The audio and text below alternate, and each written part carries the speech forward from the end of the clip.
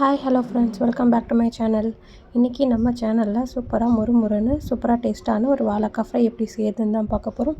அதுக்கு முன்னாடி நம்ம சேனலை சப்ஸ்கிரைப் பண்ணிக்கோங்க, பக்கத்தில் இருக்க பெல் ஐக்கானும் கிளிக் பண்ணிக்கோங்க. அப்போ தான் நான் ரெகுலராக போடுற அப்டேட்ஸ் உங்களுக்கு உடனுக்குடன் நோட்டிஃபிகேஷனில் வரும். நான் இன்றைக்கி ஒரு 2 வாழைக்காய் நல்லா தோல் ஃபுல்லாக நீக்கி இந்த மாதிரி ஸ்லைஸாக கட் பண்ணியிருக்கேன். உங்களுக்கு என்ன மாதிரி சைஸ் வேணுமோ அந்த தகுந்த மாதிரி நீங்கள் கட் பண்ணிக்கோங்க.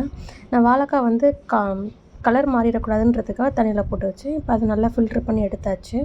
இப்போ இதுக்கு பார்த்திங்க அப்படின்னா தேவையான மசாலா என்னென்னு பார்த்தீங்கன்னா, காரத்துக்கு தகுந்த மாதிரி மிளகாய்த்தூள், கொஞ்சமாக குழம்பு மிளகாய்த்தூள், அப்படி இல்லைன்னா சாம்பார் தூள் சேர்த்திக்கோங்க. 1/2 டீஸ்பூன் மஞ்சத்தூள், உப்பு கொஞ்சமாக தேவையான அளவு சேர்த்திக்கோங்க. கூடவே கொஞ்சமாக பெருங்காயத்தூள் சேர்த்திக்கோங்க. இதெல்லாம் போட்டு நல்லா மிக்ஸ் பண்ணி வச்சுக்கோங்க. இப்போ ஒரு ஃப்ரைங் பேன் வச்சுக்கலாம். அதை வச்சு ஒரு 3லேருந்து 4 டேபிள் ஸ்பூன் எண்ணெய் ஊற்றிக்கோங்க. எண்ணெய் ஊற்றி நம்ம மசாலா போட்டு வச்சுருக்க வாழைக்காய் எல்லாத்தையுமே எடுத்து அதில் போட்டு திருப்பி எடுத்துடலாம். மேக்ஸிமம் ஒரு 15 to 20 மினிட்ஸ் தான் ஆகும். சூப்பராக டேஸ்ட்டாக இருக்கும். இப்போ ஒரு 5 மினிட்ஸ் கழித்து இதை நல்லா திருப்பி விட்டுருங்க. 2 பக்கமும் நல்லா திருப்பி விட்டுக்கோங்க. உங்களுக்கே அது ஒரு கலர் சேஞ்சஸ் வரும், நல்லா மொறுமொறுன்னு ஆகும். அந்த டைமில் நான் எடுத்துக்கலாம். இப்போ நான் எல்லா பக்கமும் திருப்பி விட்டாச்சு. இப்போது நல்லா வெந்துருச்சு. இப்போ நான் அதை வந்து வடிகட்டி எடுத்து வச்சிட்டேன் ஃபில்ட்ரு பண்ணி. அவ்வளோதான், வாழைக்காய் வறுவல் ரெடி ஆயிடுச்சு. டக்குன்னு குயிக்காக 15 மினிட்ஸ்க்குள்ளே ரெடி ஆயிரும்.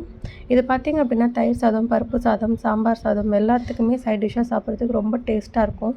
நீங்களும் இந்த வாழைக்காய் வறுவல் ட்ரை பண்ணி பாருங்கள். ட்ரை பண்ணி செஞ்சு பார்த்துட்டு எப்படி இருக்குன்னு மறக்காமல் கமெண்ட் பாக்ஸில் கமெண்ட் பண்ணுங்கள். இந்த வீடியோ உங்களுக்கு பிடிச்சிருந்ததுன்னா உங்கள் ஃப்ரெண்ட்ஸ் அண்ட் ஃபேமிலிக்கும் ஷேர் பண்ணுங்கள்.